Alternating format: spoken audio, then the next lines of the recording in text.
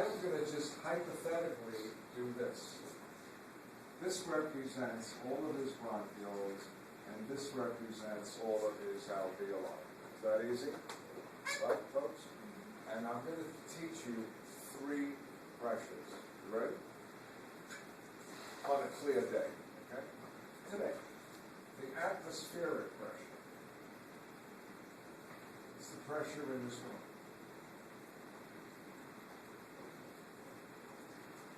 (760 millimeters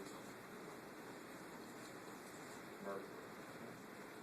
We're going to call the pressure in his lungs the intra, meaning within,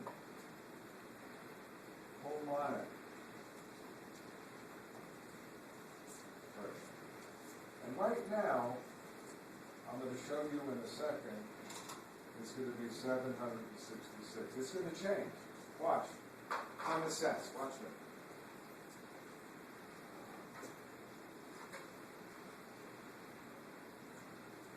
Notice nothing's moving in, nothing's moving out. That means my what? Intrapulmonic pressure must be the same as the outside. How do I inhale? I got to make the pressure inside what? Less. So air will what? Move in. Does everyone understand that? To inhale, how do I going to make it less? You're going to see. I know that already. And once I fill my lungs with air, how do I get it out? I got to make the pressure inside greater than atmospheric. So far, is everybody with me on that? Okay. Last pressure.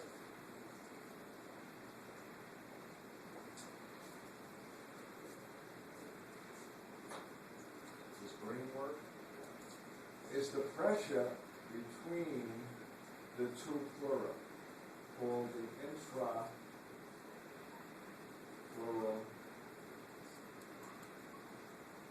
pressure. And it's about, you ready?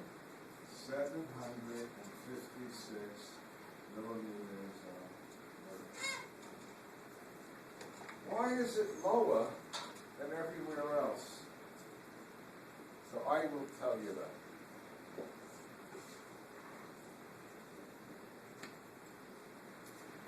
Here are the 2 membranes.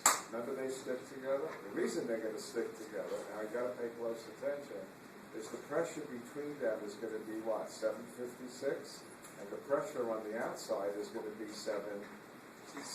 Remember, that's the pressure that's in your body space. Huh? So you're going to end up what? Pushing them together. But how did they get negative in the first place? Because when there was fluid made in here, some of the fluid got absorbed. And if you remove fluid, what are you creating? A little vacuum, kind of, right? You're removing what? Substance that was between them. And so the pressure now goes down. Not a lot, right? But you don't need a lot. And here is the kick. The only way I can inhale is I got to do this. Ready? What happens to my body wall? It moves up and out. You know what happens to my diaphragm? Look, it goes like this, like from the dome down. Now, what's attached to my body wall and my diaphragm? The parietal pleura. And what's attached to the parietal pleura? The visceral pleura. Why are they remaining attached? Because they have what? A negative pressure. Are you all with me? What's attached to the visceral pleura? The lung. So when I do this, ready?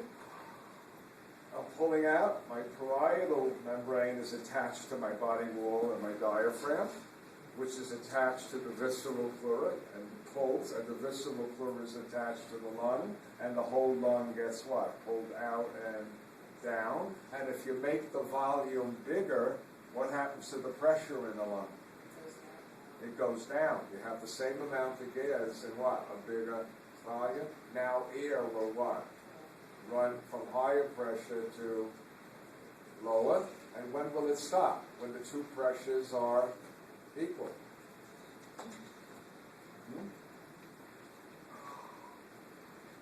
How do I exhale? Thank God, it takes a lot of energy to inhale, because I have to what? Contract my diaphragm down, right? I got to move my body wall out.